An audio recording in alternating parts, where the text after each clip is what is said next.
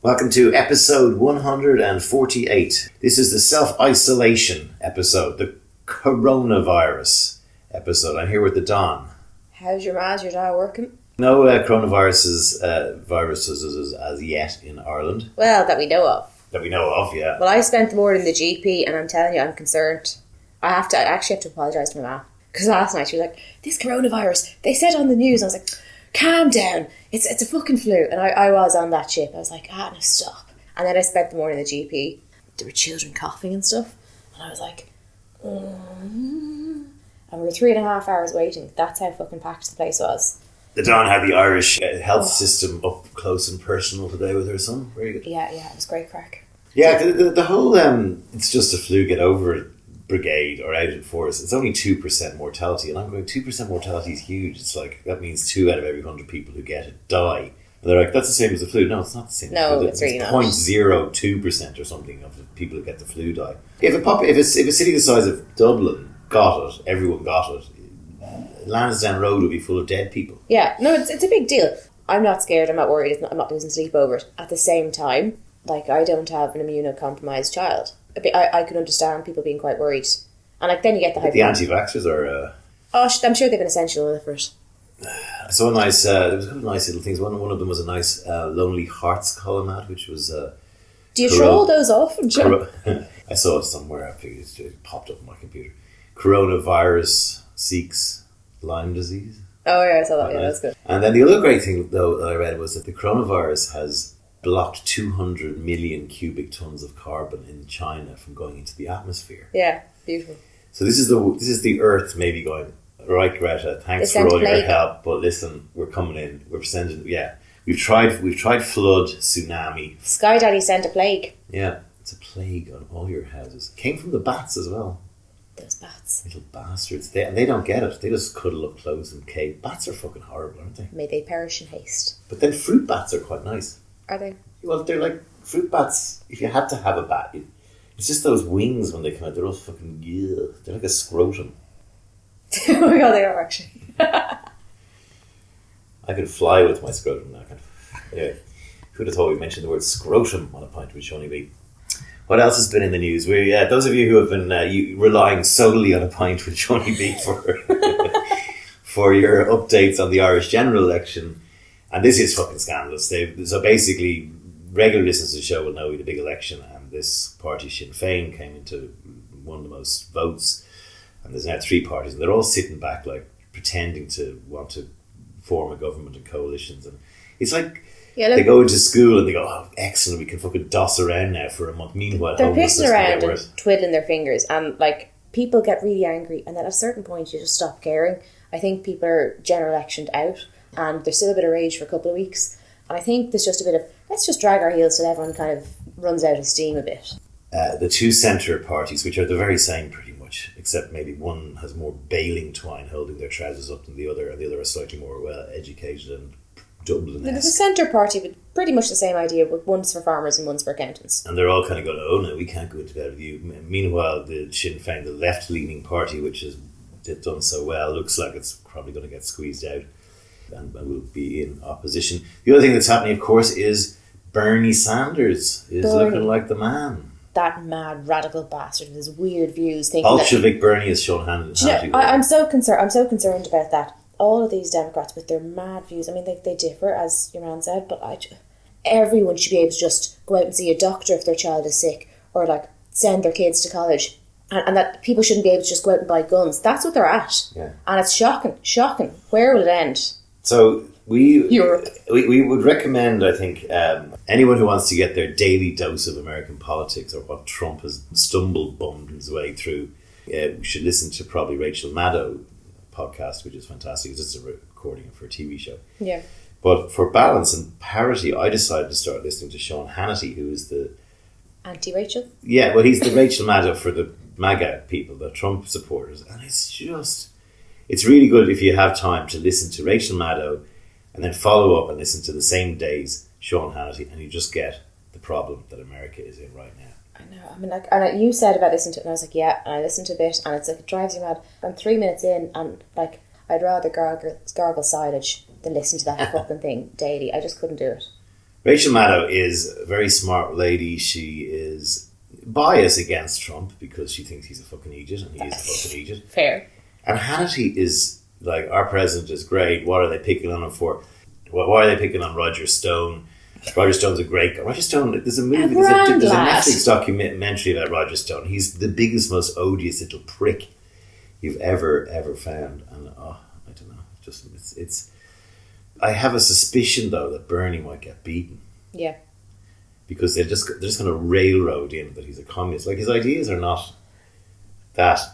Bernie is the commie guy, and over this way, most people in Ireland are big Bernie fans.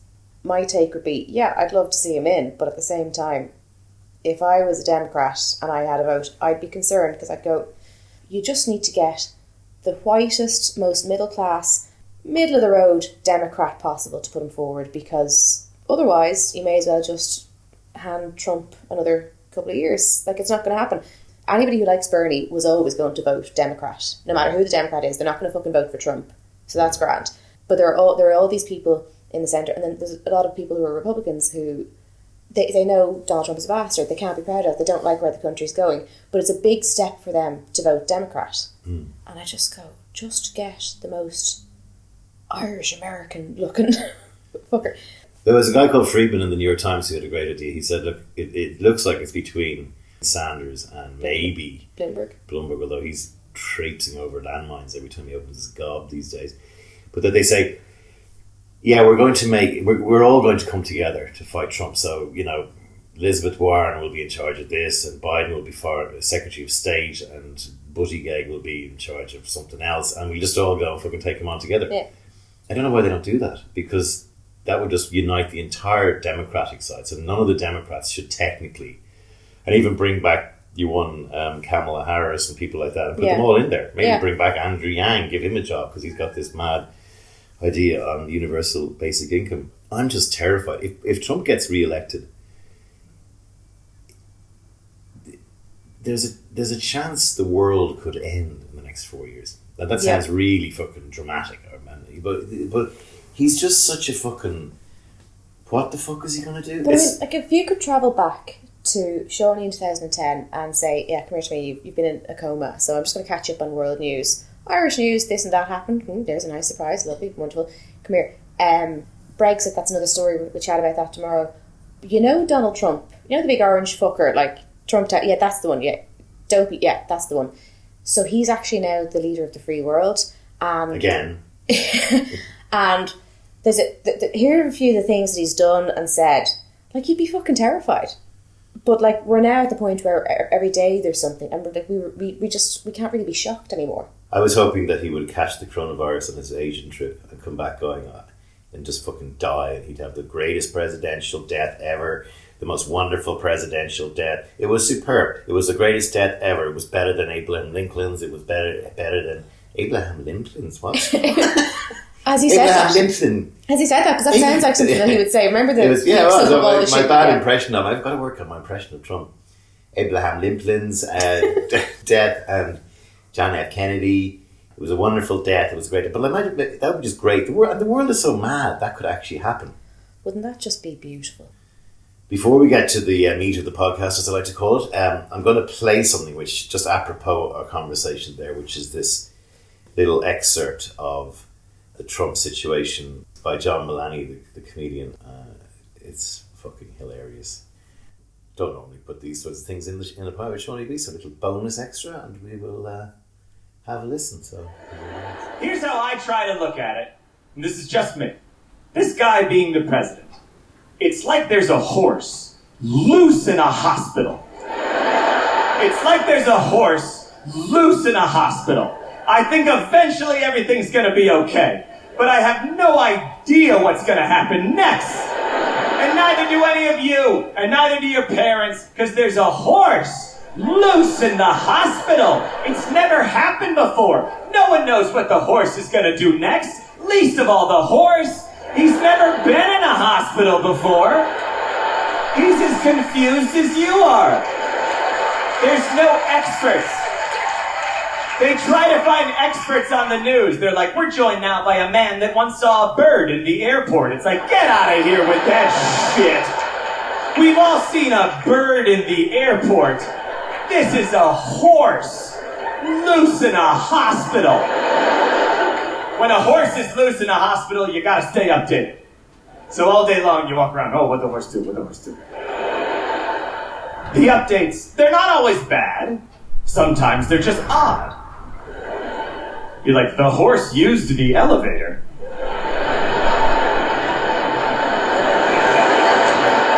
I didn't know he knew how to do that. The creepiest days are when you don't hear from the horse at all.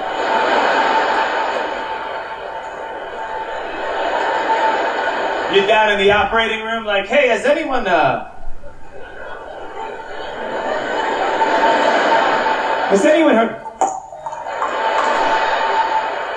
Those are those quiet days when people are like, it looks like the horse has finally calmed down. And then 10 seconds later, the horse is like, I'm gonna run towards the baby incubators and smash them with my hooves. I got nice hooves and a long tail. I'm a horse. And it's like, oh, that's what I thought you'd say, you dumb fucking horse.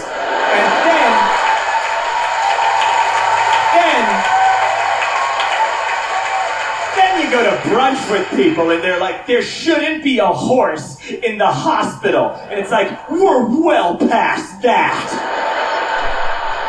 And then other people are like, well, if there's going to be a horse in the hospital, I'm going to say the N-word on TV. And it's like, those don't match up at all. And then for a second, it seemed like maybe we could survive the horse. And then 5,000 miles away, a hippo was like, I have a nuclear bomb. And I'm gonna blow up the hospital.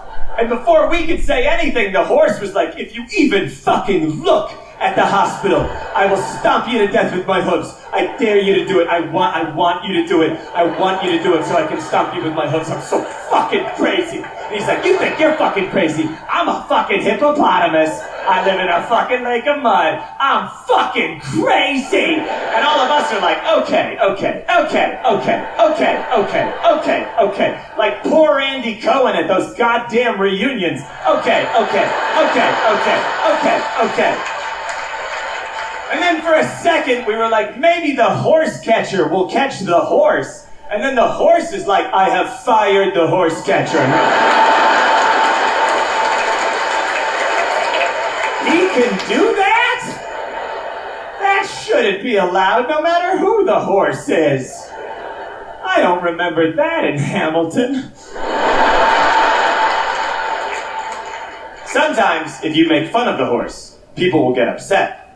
These are the people that opened the door for the horse. And I don't judge anyone. But sometimes I ask people, I go, hey, how come you opened the door for the horse? And they go, well, the hospital was inefficient.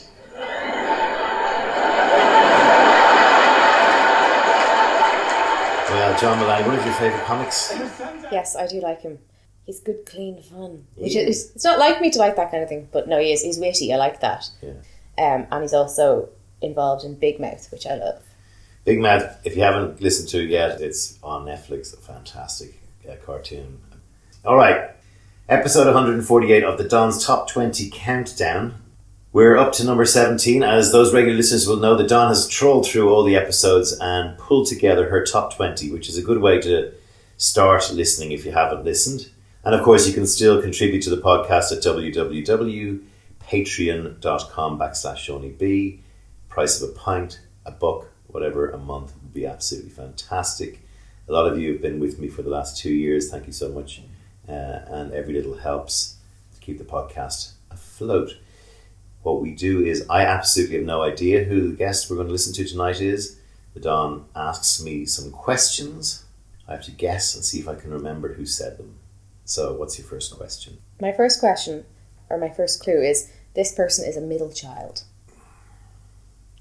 Middle child. Well, actually, one of the things about the podcast, and I have gone on about this a bit, is that there's so many only children, which freaks me out. Well, that's why this is a relevant question. Yeah, it is relevant, because I never looked for this, but there's one thread that goes through it all, and it's only children. And I think only children, because when they're growing up, they have to sit there listening to inane adult conversation if they're in the same room. They can't play with a little sibling or whatever. They just by osmosis, grow up quicker or get outlooks on life, and they probably overhear, we have to go and do this. They hear motivational people fighting and all that kind of stuff. Yeah, but there's also like way more put into them. Also true, yeah. The spoiled. They are a bit spoiled, but they don't mean to be spoiled. No, but I don't always mean that they're spoiled. It's not just like people think, an only child, you're going to be spoiled, you're going to get stuff. But it's not about getting stuff. It's about the effort that people put into their child, and it's like, this is your legacy. And there's a lot of pressure on an only child, because whether parents like it or not, or whether they intend to create a legacy or not, there is that thing where they're constantly trying to better them. Whereas if you have a few kids, it's not that just I have a few spare ones, I don't care. But like, you're more inclined to sit back and kind of go, let them off, let them play. They will do what they're going to do. You don't micromanage everything. Okay, so who was an only child? I've got any more information than that, I'm afraid. Second one is they studied Russian history at college. Yes, I remember someone studied Russian history.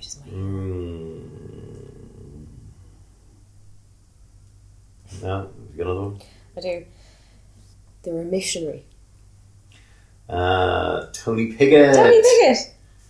Our great friend Tony Pigott. Amazing life story. Himself and his wife Susan, we've stayed in their house on our last trip to Toronto, where we recorded a podcast. Yep. They met when they were very young, in their teens, and they stayed together all this time in their 70s. He just had his 70th. Yeah. He lived in Papua New Guinea as a missionary.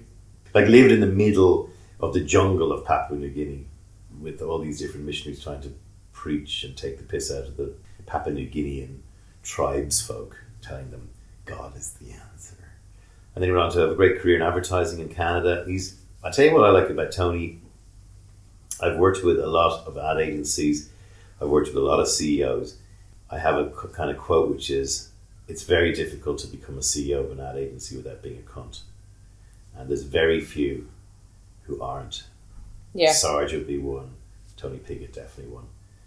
He's a good man. What did Let's you name like the about people who aren't. No. You'd be here all night if I went through all the ones who were. I picked Tony for this week.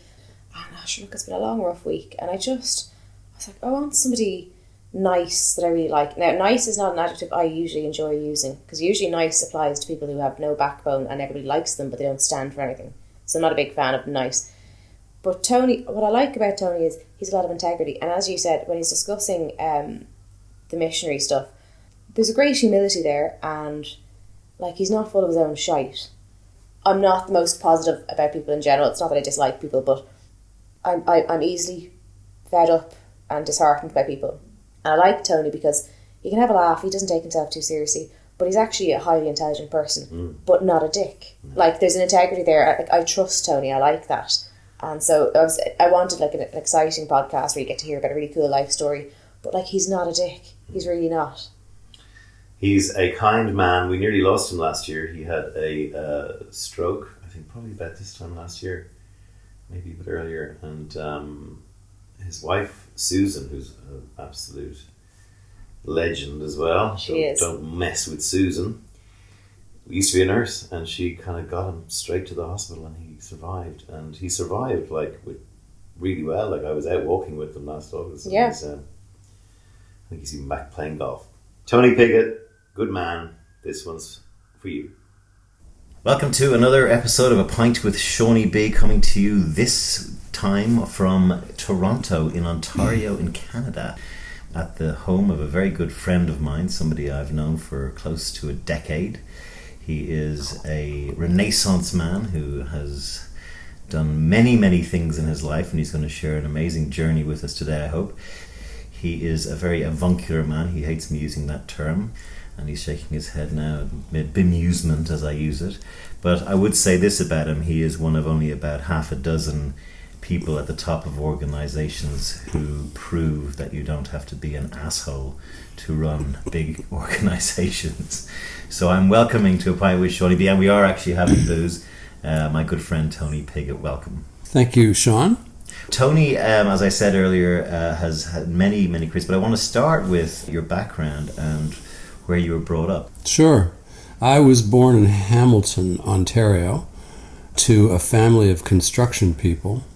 We actually moved to the country when I was 5 or 6. So I grew up in a fairly rural area on a really lovely 3.5 acres. And you have your brothers and sisters? Yeah, there were 7 kids in the family. We were a And good, you've no Irish. wholesome. Oh my God, yeah. No, very Irish. No, my grandfather and his father actually came in 1870, I guess. He was a carpenter, and then he started to build things. And my grandfather, his son, took over what was left of the business when his dad got ill. So he started the business when he was 19, I think. Didn't go to college. And he subsequently built it into the largest privately owned construction company in Canada. Wow. Yeah. Okay, so you were well-to-do. So I lived in a bubble called, Right. Pigott Construction. It was Yeah. quite a well-known operation, certainly in Hamilton. And how many of your siblings went into the trade after your father? Well, this is one of the contentious things because the company no longer exists, and yet it lasted for 100 years. Oh dear. And the Japanese say that the founder starts something, Yeah. the second Boom, boom, bust. generation builds it, and the third generation fucks it up. It. So there's a certain truth to that pattern when you look at my family. Right. Anyway, it was quite bucolic, and we had dogs and stuff to run around. So I have nothing but great things to say about my parents and the life that I led. What was school like? School was very tedious. I don't think the Catholics ran good schools generally, and I went Join to the club here. For no fun. kidding. Yeah, we could go down a rabbit hole. Oh yeah, there are a couple of real priest chapters. cassock or something. You'll have to speak to my sister to really get the lowdown on that. But I went to a Catholic grade school, and then my older brothers all had to go to a Catholic high school down in Hamilton, which is a very rough and tumble place called Cathedral. And I said, "What? No, I don't want to go there." I went to a public high school, which was fine. And did you know when you were like in your teens, did you have any idea what you wanted to do, or? I had the strongest sense of what I didn't want to do. Right. Which was be involved in the construction business. It was kind of like being famous in some small way. And as if you were 8 or 10 or 12 years old, you got an exaggerated sense of your own importance. So Right. I wanted nothing to do with it, although I worked very grimy jobs from the time I was 15 in construction. I worked as a laborer, down in the steel mills and stuff like that, which was another way to reinforce my conviction that the last thing I wanted to do was construction. Did you know anything about what else you were going to do? Or? No. But college was No. the goal, was it? Oh, that was a given. In our family, there was no argument whatsoever that people would go to university. I was very lucky, I must say, because with 7 kids in the family, I was number 4. So I was in a perfect spot you were under the because radar. I was completely lost in the shuffle, and which made it perfect for me. We have him. Yeah, where is he? So I didn't have to worry, as my older brother did, about my old man wondering exactly what he was going to do for the rest of his life. And then, we had 3 other children after me. Yeah. So my mother and father were going ballistic about Right. all of that. So I was lost in the shuffle. So that was quite wonderful, and I could just lead my own kind of jolly life along. But when it came to going to university, being in Ancaster, Hamilton, you went away. So I went to University of Western Ontario. But what I studied was, oddly enough, Russian history. I had a total thing about it. Where did that come from? I was born in 1949. So in 1961, the Cuban Missile Crisis occurred. There was such a climate of fear. That was World War III. World War III was hovering over everybody. And if you were 10 years old, you thought it was going to happen tomorrow. Yeah. And you can imagine the whole skyline turning red and a flash going through while you're watching television, and everything just vaporizing. Yeah. So we were living in that, and you'd have these stupid drills at school hiding under your desk as if that would help, and people were digging shelters. It was a bizarre climate. Anyway, that event took place and scared the bejeezers out of everybody, including me. I just remember so vividly being utterly puzzled about how something that horrible could happen and who was on the other side of this. It made no sense to me because you have to realize in those days, when you talk about the Iron Curtain, you knew nothing about what was going on in the Soviet Union at that time. Yeah. It was a black box, and I'm sure the press did a lot to kind of further the mystery. But for an 11-year-old or whatever, it was terrifying and completely bewildering. So from that time, when we thought we were going to get lit up, I was completely and deeply intrigued by the Soviet Union and Russia. Who are these people? What do they want? Why is this going on? And I carried that through high school, and when I went to university, that was the thing that I was most interested in. So I spent 4 years studying everything about Russia. Everything. Wow. What did you feel then coming out, having learnt all about the Soviet Union and Russia? That I wanted to go there. And that was a small part of a bigger desire, which was to leave Canada. Why did you want to leave? Well, it goes back in part to the desire to flee my family and its and the whole aura that it had, and that I exaggerated in my own mind, and having been stuck in that for so long. It's not a deep complaint about it, but it was just something that you wanted to escape, and had never really traveled. So I was very interested in getting the hell out of Dodge and just going. Were you scared? No, I was so excited. So I spent. Where did you get the money? I spent 6 months on the wrong end of a sledgehammer, working construction, and saved up all of $3,000, right, and then fucked off. What age? I was 21, I think. Wow! And where'd you go? Well, I started in London, and I spent 4 months traveling around Europe, as people did in those days. But I just kept going, so I ended up. Training and hitchhiking? All that's typical, predictable stuff, but it was wonderful. And I visited my sister. She also had gotten out of Dodge. She was a year and a half older than me and a rebel in her own right. And she ended up living in Berlin during the dark days. The wall was still up. And yet, despite all of that, the culture was extraordinary. Edgy, decadent, and because I gather it always had been and just didn't go away. So I spent a number of weeks with them, and that really made an impression on me. And so I just carried on, spent some time in Greece at the end of the year, but I had determined to go to Russia and to take the train across Russia, which I had always intended to do. So the Russian trip was, finally I managed to arrange that, and I went across the country, Russia in February. So what was the real Russia like compared to the Russia that you've been studying for 3 years or whatever number of years you were in college?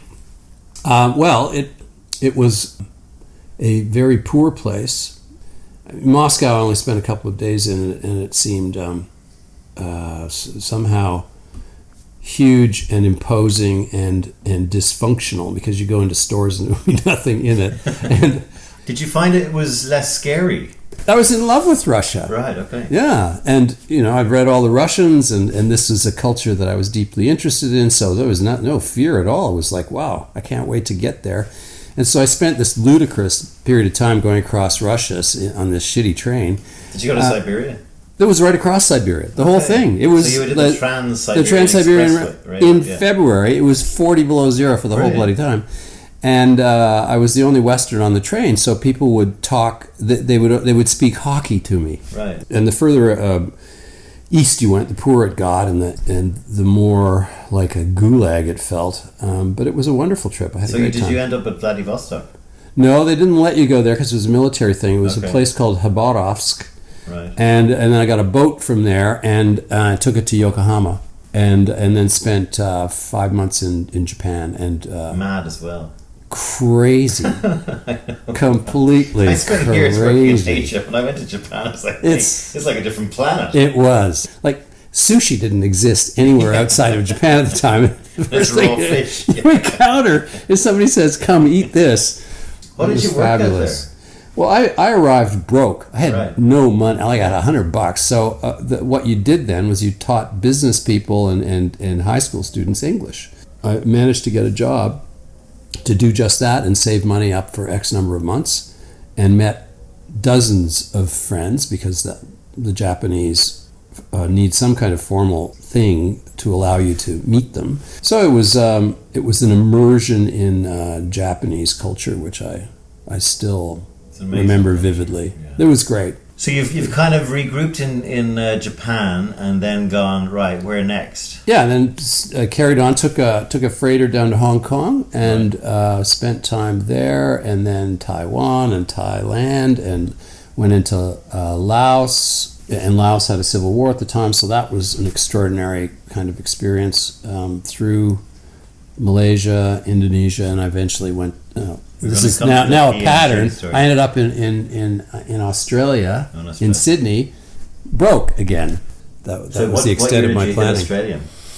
I arrived there in '74, I guess it was, and Susan joined me there. Right. Susan is Tony's wife. Yes, now. Anyway, so yes, we lived it for a year and a half in Australia. And what was Australia like in 1974? I mean, I'm an Australian citizen, and I feel there's a huge affinity or similarities between Canada and Australia. Whenever I come here, I feel, it's very Australian and feel. Well, one of the fascinating things is to find out where the differences lie, because the histories are quite parallel, but they're in a way they're different, and the cultures end up surfacing in a different way. Yeah. Canadians are described as the only people in the world who take moderation to an extreme, and Australians are kind of the opposite. So it was always fascinating to try and get underneath that and understand why Aussies were different than Canadians. But I ended up having a kind of ambivalent feeling. I loved the Australians I met. The politics of it was just at a cusp at that time. Gough Whitlam was in.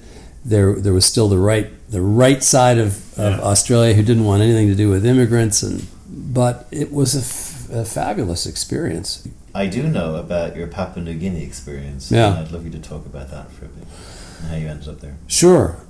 My cousin was married to a very, very smart economist who had been hired by the government of Papua New Guinea to help them modernize their economy and move to independence. And we went up to Port Moresby to visit them. And when we were there, we went up to the highlands. Now, if you don't know anything about Papua New Guinea, it is the second largest island in the world. And it has this massive spine of mountains, the Cordillera, which mountains up to 20,000 feet. And in them, these hundreds of pockets of valleys and these rugged valleys, isolated valleys, you've got hundreds of isolated groups who speak their own language. And there are 750 different languages in Papua New Guinea. Many of whom do not know the West exists. They didn't. Right. They're yeah. tribes people in a jungle. Yeah. Anyway, so we ended up going up to the highlands when we arrived in this Neolithic culture and these extraordinary people, and the Highlanders are as rugged and tough and different that you can find. So we decided that we would be nuts to not stay. So we ended up twisting ourselves in a knot and got ourselves jobs in a Catholic mission in a more remote part of the highlands called the Tari Basin. You land on a gravel strip and you're surrounded by volcanoes in this massive valley at 5,000 or 6,000 feet.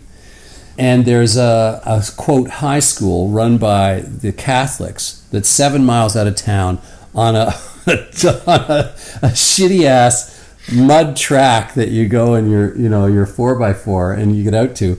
And there is this idyllic campus with thatched roofs, and the Catholics, because they were the richest, would actually host all of the other denominations that had missions in the valley. Yeah. And the valley was one of the last places in New Guinea that had contact between white, the kind of Westerners and the Papua New Guineans.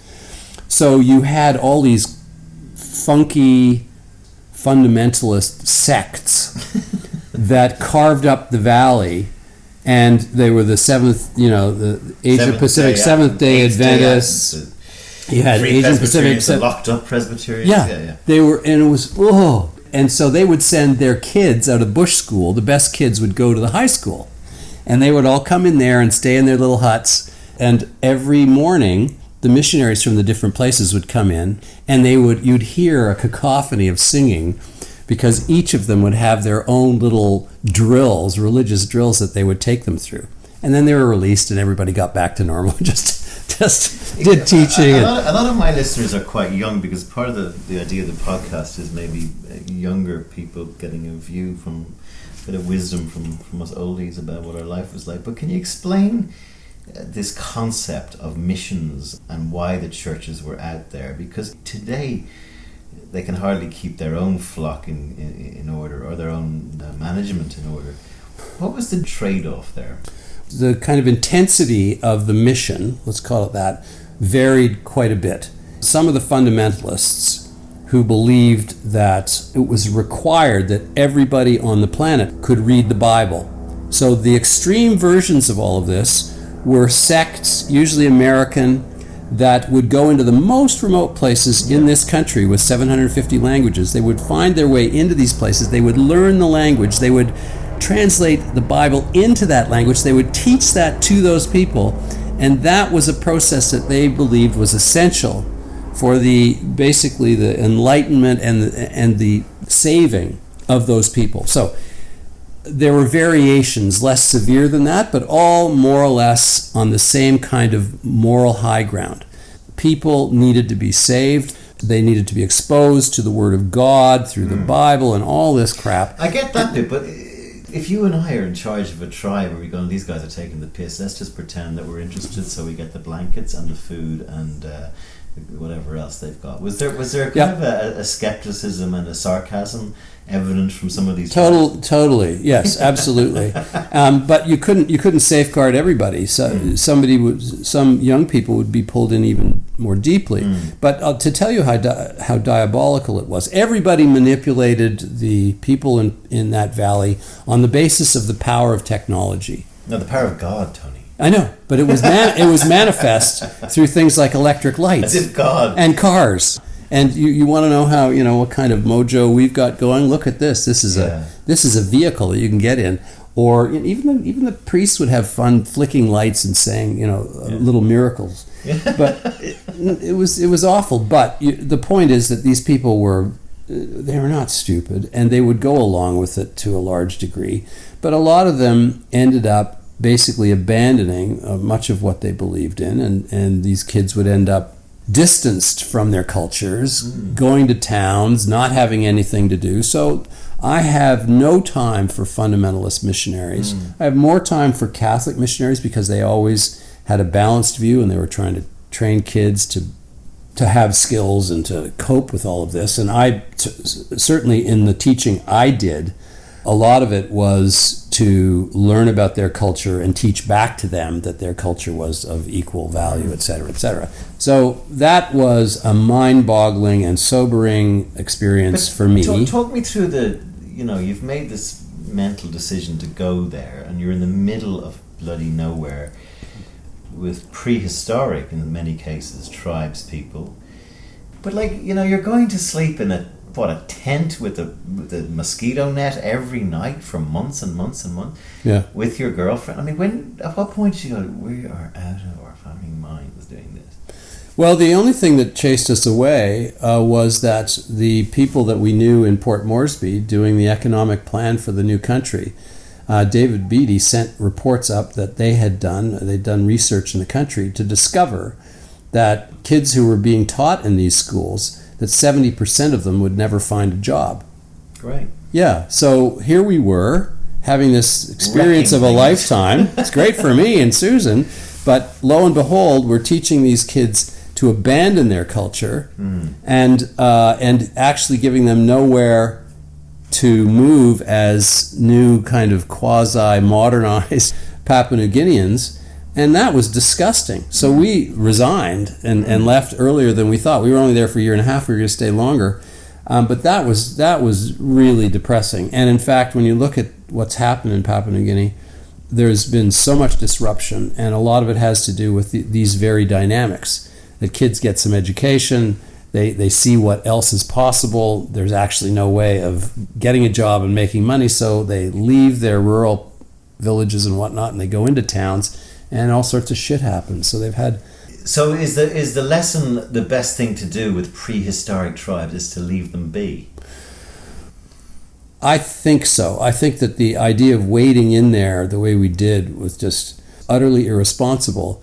if there isn't a plan and an understanding of how this will evolve in a way that integrates what they have now with a degree of modernity, because you can't deny people the chance to save their children or to, Sure. I mean, those fundamental things. But it's the idea of being so swept up in your own superiority that you impose an education on them and have not done anything to actually look at what the repercussions are. I mean, for me, the irony is I'm a moral atheist, and I've talked about this a bit on podcasts, but yeah, we're going in preaching a fairy tale to people who believe in fairy tales, but they're different fairy tales. They believe in the sun and the moon and the stars or whatever they believe in. And we're going, no, we've got the right one here, actually. Yeah. It's equally preposterous, actually, if you put them side by side. They're both preposterous. Both preposterous.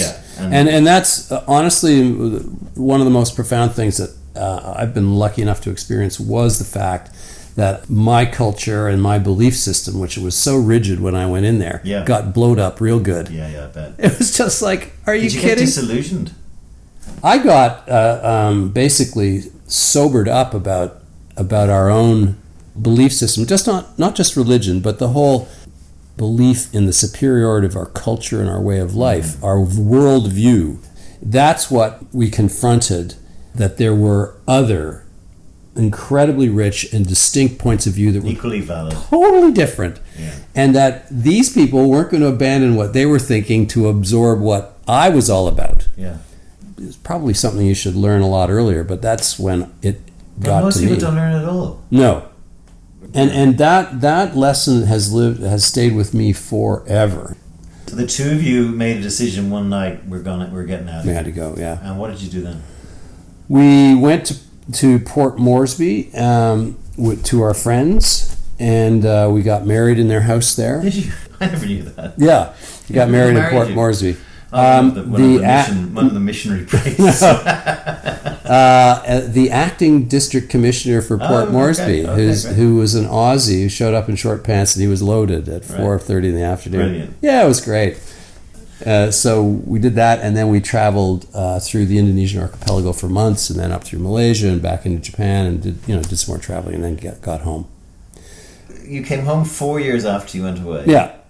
What did your family say when you arrived? Oh, he's back, the one with the middle. I thought we didn't have him. That's right.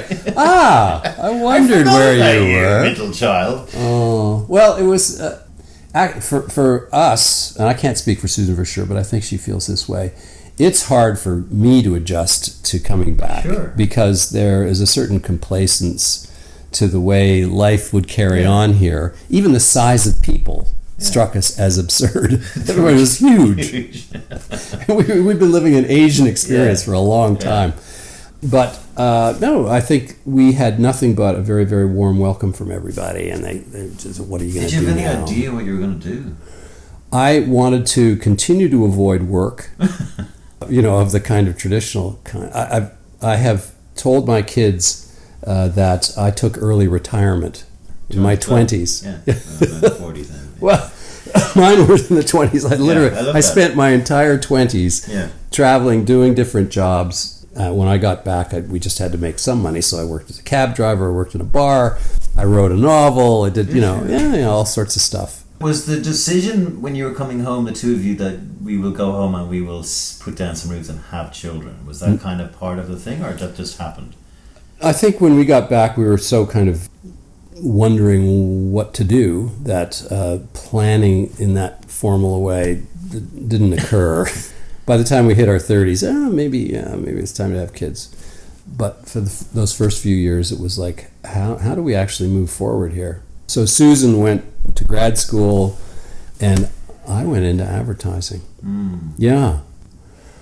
I did think that I had a business kind of DNA in me. So I'd thought I am going to work. I do want to get into business rather than hand-to-mouth stuff. And I thought that, oddly enough, the experiences that I'd had added up for me to actually like advertising. I know that sounds bizarre. You had a world view, and you had world stories, and you had... Well, it was, and I also spent a fair bit of time as a teacher. There was a combination of things that made it reasonable to me. Curiosity about cultures, teaching, good communication skills, an interest in ideas, and a need to make some money. So where did you start? I got a job at J. Walter Thompson. Okay, so all that time. It was in Toronto? Came down, yeah. Oh, so I didn't realize you were there that long. Okay. Yeah, it was ridiculous. You were there 30 years nearly. Yes.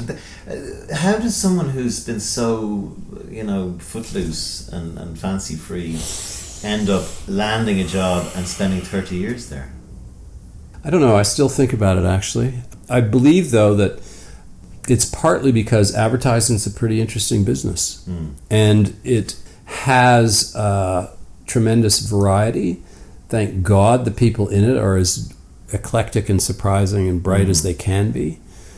Anyway, that's what I told myself. For those listening, JWT is J. Walter Thompson, which is one of the oldest ad agencies in the world. Tony went from being that junior account person to CEO and eventually chairman. So he ended up running the business many years later. Tell me a little bit of how your life looks back on that time. Well, it was an opportunity every day or every year to try something different, to have different challenges and whatnot. And the reason I stuck with one company so long is that it gave me a platform to try new things. You said that to me. And I've always wanted to find ways where marketing, advertising, and ideas could be applied to doing something more than selling razor blades. That whole saw. So early on in my time, I would volunteer and do a lot of work for different social campaigns. And that was always something that kept me going. But the truth is, too, that I loved the work that we did. It was fun. Yeah. And it was very interesting. And it really was a kind of commercial anthropology that was going on all the time. The worst thing that can happen to somebody is you're dead in the job and there's nothing challenging or interesting and you're not learning. But I mean, the fact of the matter is that week to week, the ad business can be really very, very interesting indeed. But the other dimension to it is that the advantage of a large company is that it's a warehouse of possibilities, which eventually, for me, stretched out around the world, where you'd have networks, as you've experienced, Sean. You've got friends, networks, possibilities. You're able to go to Shanghai and start to do some business with people on a completely different plateau. It seemed to me during the course of my career that those things that seemed in my earlier times of studying Russian and working in New Guinea and traveling all the time, those things kicked in more and more and more the longer I stayed in the business. Brilliant. It was very interesting, and that they totally informed the things that I did eventually around social change and the whole area of the ethos social change business that I got going. I found an article in the Wall Street Journal about this JWT offshoot, which was headed by Tony globally, called Ethos, which was, I don't think it is anymore, but it was Tony's attempt to try and, tell me what it was, do ethical work for ethical products or something, right? I would call it a social change practice. And I know that sounds rather generalized, but it was important not to look at it as charity work, but rather that the world was clearly in need of change, whether that's around climate change or issues of poverty or one thing or another, and that marketplace of social change had many players. And those players included companies, but they also included not-for-profits and charities and whatnot. Yeah. So marketing had a profound role to play, where those issues could go backwards or forwards depending on how smart people were in engaging consumers or employees or the public on issues of importance. So what happened then was Tony retired out of JWT, and then I think that was the perfect storm. You had ethos, advertising for 30 years, your early experience working in many of the remote countries of the world, seeing artisans in place, and that's where we kind of started working a lot together, which was when the formation of what you're still working on today, which is Brand Trade. Tell me a little bit about how you decided to set up Brand Trade and what it is. Sure. Well, it goes back 10 years. A friend of mine, he likes to say that when I went into advertising, he went into Haiti. And between us, we kept a dialogue going for the better part of 20 years when he lived down there about the role that business and brands and big business could play in issues like poverty, because he was literally living on the coalface of the whole thing. So when he moved back, we sat down over the course of 2 or 3 months, talked this whole thing through, and started a business, which was originally called Brand Aid Project, the principles of which were to look at small producers at the bottom of the pyramid, realizing that they were making things of great value but weren't being valued for those things. And if you applied marketing, branding, technology, and design to what they were doing, you could tap into a massive market worldwide. Our business model was to actually develop new brands out of these places, and we started in Haiti. It was a romantic idea, but we found a way of applying the principles by branding 2 groups in Haiti, pre-earthquake, who made beautiful things with their hands. So Tony was doing this brand trade thing, and I worked together with him and this guy who talks about Cam Broman. Tell me where that has evolved to and where it is today, because I know you've got some big news. We've been trying different approaches to this whole idea of creating new brands from these places, positioning our company in different ways. And the Haiti project actually ended up being funded by the Canadian government because they saw microeconomic development as an important part of the way you help a country like Haiti. Mm-hmm. And here are these guys from the magic world of advertising who are able to actually co-create products and create brands and get them into marketplace where, wow, that could actually create some sustained business for those small producers. So we ended up, after the earthquake, we came to the attention of the Canadian government and got a contract. So that demonstrated to us that part of our business model could be basically getting hired by governments to do this kind of development work, mm-hmm. creating new brands from poor countries basically, and new channels to market and so on. So it's worth segueing just to give an example to those listening about what we're talking about. So in Haiti, there's hardly any. Haiti used to be where Richard Burton and Elizabeth Taylor used to holiday, and it was owned by the French, and it is now all the great French furniture from the 1700s and 1800s was all using Haiti wood, and all the trees were used for that, and it's like fucked up. But there are guys who take, for example, oil drums, and they strip it down and they temper it in the fire, and they chisel it down some little poor alleyway, and they make beautiful hand carving metal pieces and make mirrors and beautiful artwork out of it. The problem, of course, is there's no tourism in Haiti, so they're making tourist gewgaws for the lack of tourism. And they're not gewgaws; they're more artistic than that. So you have artisans who basically live in a shack, make these beautiful things, and Tony's outfit has come along, given them a brand name, made a website for them, made brochures for them, and that was the genesis of Brand Aid Project, which today now is 7 years or 8 years in existence and is now moving to other countries around the world. Tell me about where you are right now. Okay. Following Haiti, we went and got a project with the government of Peru that was co-funded by the Canadian government. The challenge that we put to them is that the Peru's cultural economy is extraordinary, but nobody would know about it. So we proposed to develop collections and 4 new brands out of representative regions of the country and bring them to market as a way to demonstrate that the value of your grassroots economy, your cultural economy, is way greater than people know, and to really use that as a way of promoting Peru, but also stimulating the small business sector in the country. So we are 20 months into that project. We've created 4 brands. We're now selling them to different leading retailers. We got agencies to create the branding identities, and they are wonderful. And they start to extract the genuine value that these producers who are making, for example, beautiful textiles with alpaca or wool, or grass weavings of beautiful things you'd want in your home. These are now brands that can compete globally among other designer type brands. So we've done that, but the experience of working with big retail has taught us that the small business sector in the world, which is massive, is a complete misfit with big retail. Gets crushed. There is no room in big retail for small producers because they are out to make money. Their business model is about mass production. And so they will dabble with people like brand trade, and they'll put little things in it, Selfridges or Macy's or Hudson Bay, which we have done.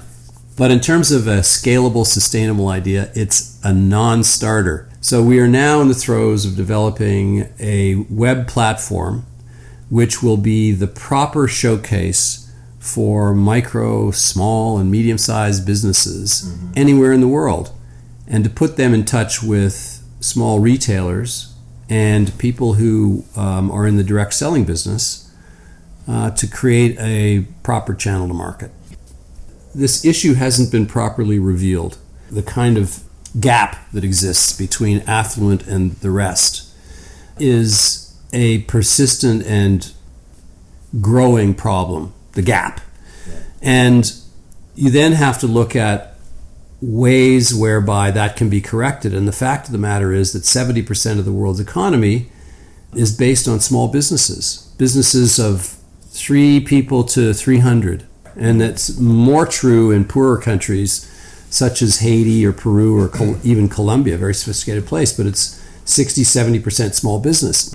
And those producers have a terrible time getting to market in the right way. So the brand trade experience that I've had and that we've had with Sean and with Cam and others has been one where we have come to grips with these harsh realities and have really wanted to tackle what the actual sustainable solution would be. And that is to create a market channel that is right-sized, that matches small producers with small purchasers or resellers.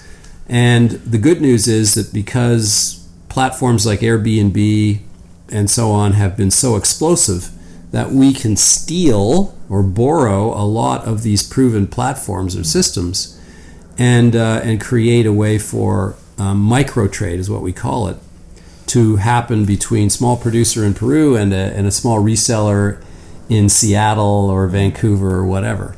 Given your worldly experience, what is your take on the world right now? Are you optimistic or pessimistic, or how do you view it? Yikes. Politically, it stinks right now because there is a circle of wagons mentality going on in most quarters. And that's a cause for pessimism, and it's scary if that's allowed to become more intensified.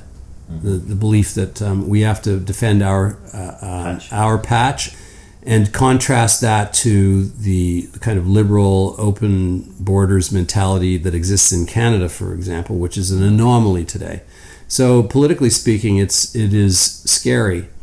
Why is America so fucked up and Canada not so fucked up? Because they're right beside each other. Yeah. Well, they're as the Irish said, we live on the edge of empire. So we know America better than Americans know America, to be honest. And the reality is that the values of the two cultures and countries have been diverging for the past decade. And what I mean by that is attitudes to women, attitudes toward gays, attitudes toward immigrants, all of these things have become more positive in Canada while they've been going south, so to speak. Yeah, in the U.S. So our ethos as a country is much more collective. We have a history of being a social democracy, and we've always built our country on the basis of a kind of collaboration with authorities as the West has developed or what have you. So our ethos and our history are radically different, and I think that's becoming evident as America is going sideways. Why is the States going the way it is? I did a lot of work in the sustainable development field during the ethos days, and I looked very closely at why Americans were so steadfast in their belief of the American dream, because it was persisting in the mid-2000s when we were looking at it closely. Why are people not becoming more responsible and understanding? It's because so many people in the United States have embraced deeply this belief that I can make it. That's falling apart. And the problem with that word, that sentence, is I, right? Yeah, yes, exactly. Yeah. America's let a lot of people down, and so it is a moment for leadership there, which is going to take things one way or the other. And that's what's scary. Yeah, So, I since I haven't been here in 2.5 years, and we haven't weirdly met since in that time, but you've been double grandparented since then. What would you say to your 2 granddaughters? What advice would you give them, given that great story you just told on the podcast? Ooh, yeah. Don't take yourself seriously, but take your life seriously. That'd be one. Huh? I've always taken my life seriously. Okay. I think. But you took a lot of chances. And yes. you Exactly. And I think that's a good point. You do have to be prepared to take risks, meaning do things that you feel you need to or want to, with not really knowing what the outcome is going to be. And I think that's essential for people. The things that I would ask them to consider are much more pragmatic too, like learn some languages and keep your minds open to the world. The pressure I put on my kids was very limited, but one thing that they were obliged to do was get the hell out of Canada, go and be an immigrant somewhere, work in another place, and I think that will kind of give you the scar tissue that will do you good in the end. Tony Pigott, as ever, a pleasure to sit down and have a chat with you. I learned an awful lot of things about you that I didn't know, and I told you that was going to happen. Yeah. The best of luck with Brand Trade. I'll put a link on the podcast blurb for anyone listening who wants to find out more about it. It's been a pleasure having a pint with you, and I hope to see you again soon. Sean, that was fun. Take care. All right.